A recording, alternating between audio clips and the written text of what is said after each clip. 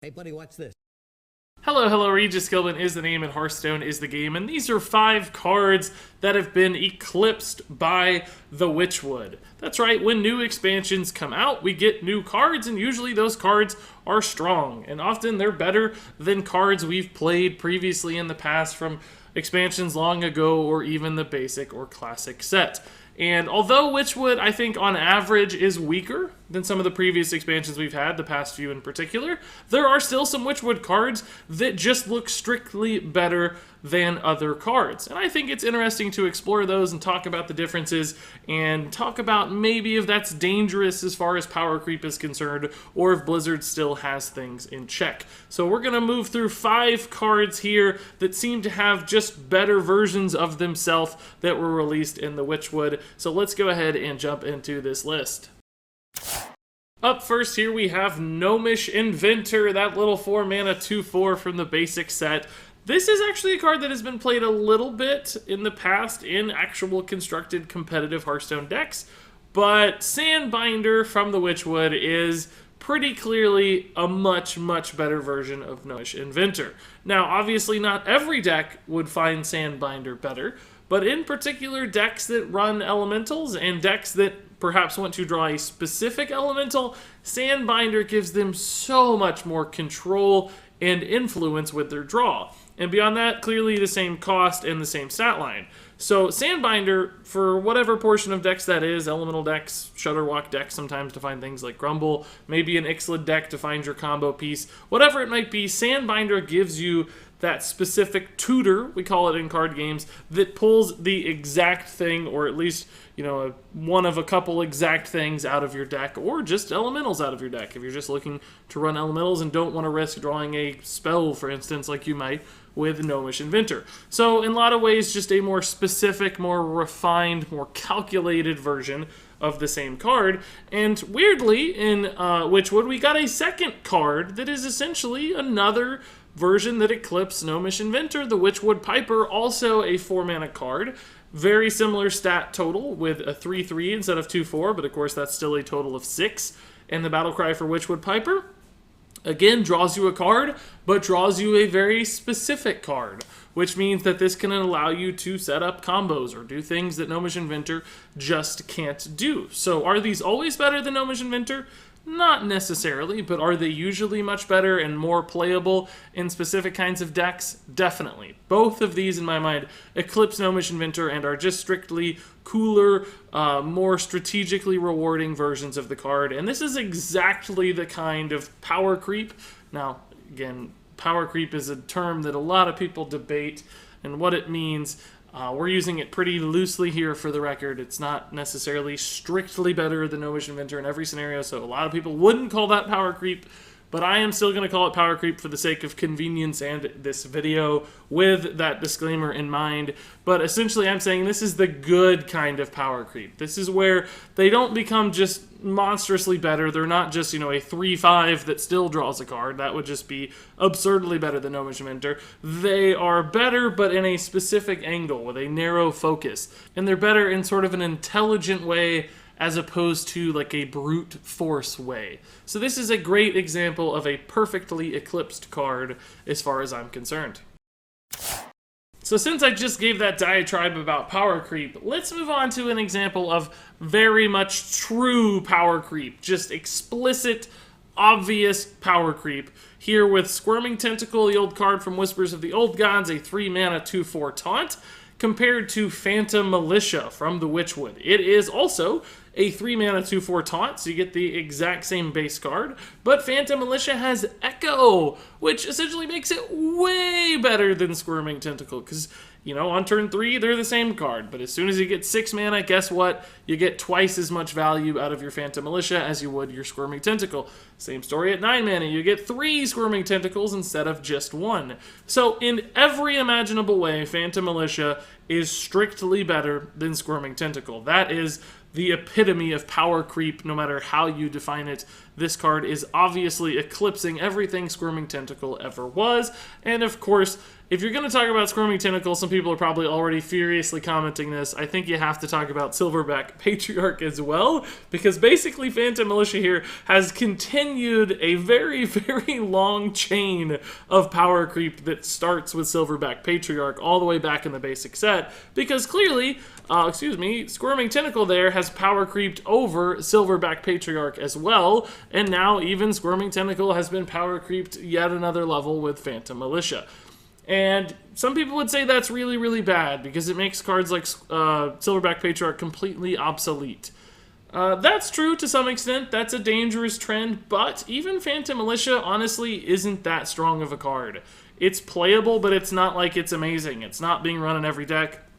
I don't even think it's better than Tar Creeper, which, by the way, another example of power creep over Silverback Patriarch.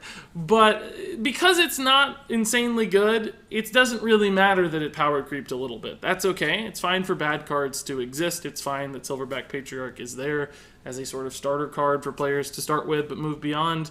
And Phantom Militia is a rare card, which is a little bad. I wish it was a common if it was going to power creep a basic card, but it's not like it's an epic or a legendary, of course. So ultimately, I think this is a fairly safe way for Blizzard to do it. It doesn't make anybody crazy upset that this is so much better than these past cards, because this is not a meta-defining card. It's not that expensive to craft, so it still feels okay, even though it has eclipsed these other versions. So now let's move on to a less obvious comparison that I accidentally teased there in that previous section. This is Justicar Trueheart, in my argument being eclipsed by Baku the Moon Eater. And of course you might have predicted this based on the background I'm utilizing here in this video. So Justicar Trueheart and Baku are frankly rather different as far as their stats and their cost and the origin of their effect is concerned. But of course, when you get down to it, they both have the exact same effect. They upgrade your hero power with a better one, and they do it the exact same way. The upgrades are identical across these two cards. And in my opinion, so far, based on what we've seen in the Witchwood meta up to this point, Baku is an incredibly more influential card than Justicar Trueheart ever was. And the reason for that really begins with the first three words of its card text, start of game. So Justicar Trueheart, of course, her hero power was great in a couple decks, most notably run in Warrior, sometimes included in things like Paladin to give you an unending swarm of dudes, but it didn't show up across that many classes as far as competitive viability was concerned, and it was very much limited to slower archetypes, because you couldn't play Justicar Trueheart until turn 6, basically, at the earliest, right? And even then, it would take a long time to start to stack up that additional value from your hero power. You'd need multiple turns throughout the course of the game hitting that button for it to really make an impact. And Justicar Trueheart herself was a very sacrificial play when you played her. Typically, you don't like playing 3 health minions on turn 6. So there were a lot of downsides that really limited how much you could use a card like Justicar Trueheart. Now, obviously, Baku has downsides too. He's a pretty bad 9-mana card that's a sacrifice run in your deck. There's obviously the deck restriction where you can only run odd cards. That is an enormous issue as far as deck building is concerned. But despite that, we've already seen a handful of decks utilizing Baku successfully, and we've seen it across multiple archetypes. So we've seen fast versions, of course, with things like Rogue and Paladin, most notably in the meta. We've also seen Hunter use it to success, but we've even seen slow decks like Warrior use it too to get that giant armor that starts working right away as opposed to only much, much later in the game. And because Baku allows you to use the upgraded hero power in these aggressive style decks like Rogue and Paladin to really start applying pressure, to me it just feels like a substantially better version of the upgraded hero power style card compared to Justicar Trueheart. And frankly, we've only scratched the surface of Baku the Moon Eater, because right now, standard format is very limited. It's only 4 expansions, but we're going to get 2 more expansions at some point for a total of 6 expansions in the pool, at which point the deck restrictions for Baku are going to be less punishing than they are now. And this is the kind of card that could become really, really scary really quickly if Blizzard isn't careful. So in my opinion, it's already better than Justicar Trueheart, and the sky might just be the limit as far as how much Baku can truly eclipse our friend from the Grand Tournament. Moving on to the fourth spot here, we have one that's again a little simpler with Rotten Apple Bomb and Booty Bay Bodyguard. Yet another basic set taunt minion that has been eclipsed previously with the card Evil Heckler. This time around, though, eclipsed by Rotten Apple Bomb from the Witchwood. And as you can see, there's really only a couple small changes here. Well, I don't know that you'd call them small, but a couple changes to Rotten Apple Bomb that make it so significantly better than a card like Booty Bay Bodyguard. The first of those, of course, is the health total being higher as opposed to the attack. Typically, when you're playing cards like this, you're looking to use them as defensive tools against faster decks. So the attack value isn't often quite as important as the health, because you want it to be harder to kill.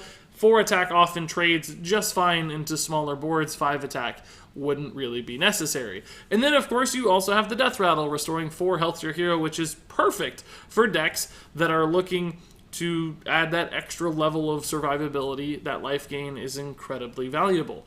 So it's just 2 things there, but it makes the card like 10 times better. It would probably be better just strictly as a 4/5, but that Death Rattle is really, really good. And Rotten Apple Bomb so far has been one of the most played cards in the Witchwood thus far. So you might ask, is this a problematic version of power creep? I don't really think so. It's a little closer to being a problem compared to things like Phantom Militia as far as I'm concerned, because Apple Bomb is pretty darn playable, but importantly, it's a common card, so it's not something that's very difficult for people to get or to craft if they, for some reason, aren't opening packs or they desperately need this card. So this is great. If this were an epic, that could be problematic, right? That means Blizzard is basically saying, look, if you want this strictly better version of a card that you got for free, then you're going to have to pay a ton to get it. I think that would be incredibly unfortunate. But because this card is cheap and it's playable and it's really quite good, and it's a control card too, which is cheap, and that's not always the case. Sometimes control cards and control decks can be really expensive. All of that to me means this is a really good example of how to eclipse a card properly. Now, obviously, Booty Bay Bodyguard never played in competitive constructed Hearthstone. It's just absolutely terrible. But a few small tweaks, just upping the power level, seemingly only a little, but actually a ton, because it goes from completely unplayable to a rather good card with just a few small changes. Remains cheap. All of that to me is an A+. So I think Rotten Apple Bomb is exactly how, in fact, you should power creep with cards in Hearthstone. And then finally here I have one last card getting eclipsed. This is Cobalt Guardian, a card I'm pretty sure you didn't know existed. It's a very, very forgettable Hearthstone card from way back in Goblins vs. Gnomes. It was a 5-mana 6/3 mech, and it read, whenever you summon a mech, gain Divine Shield.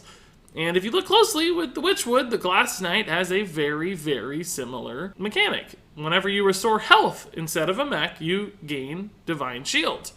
And that makes these cards look pretty similar at first glance. But I really like this comparison because Glass Knight got it right and Cobalt Guardian got it super wrong, because the Glass Knight starts with Divine Shield. Cobalt Guardian didn't start with Divine Shield. You had to play it out there as just a 6/3. And of course, 3 health alone on turn 5 is miserable, and it was sometimes hard to play a mech with it in the same turn, particularly on turn 5, right, because you need additional mana. So it became this really awkward card where you'd have to get to like turn 7 to play it safely to get it Divine Shield immediately with a mech. And mech decks were often better at being fast decks as opposed to slow decks. So Cobalt Guardian just fell in this weird, awkward tweener state where it never made sense to play it because it always just died absolutely for free. It was sometimes okay in Arena very occasionally, but again, still some mech problems there activating it consistently. Glass Knight, on the other hand, takes the same kind of idea, restoring Divine Shield, giving yourself a minion that can become a really annoying force if it's not properly dealt with or if you build your deck to support it. It starts it with Divine Shield, it reduces the cost, also reduces the attack value, of course, because a 6/3 for 4 mana with Divine Shield would be absolutely absurd. But Blizzard essentially found a nice middle ground with Glass Knight, where it's a good card on its own. A 4 mana 4/3 with Divine Shield is acceptable.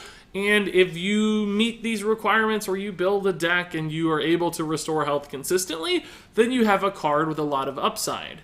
And to me, Glass Knight seems like a perfectly designed card right now in Hearthstone.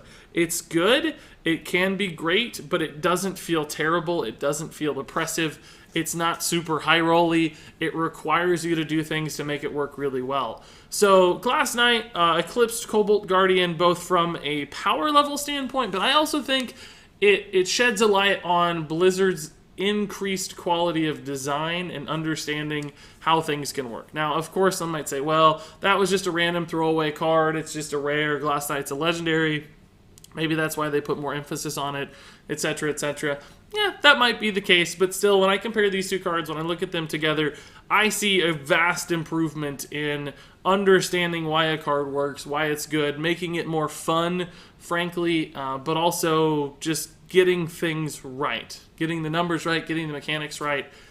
So you go from a card that was miserable and virtually unplayable to a card that actually feels really, really good in Hearthstone. And I think that's a good example of eclipsing, once again, done right. So there you go. Those are 5 cards that have been eclipsed by the Witchwood, and frankly, I think they were done so pretty well on average.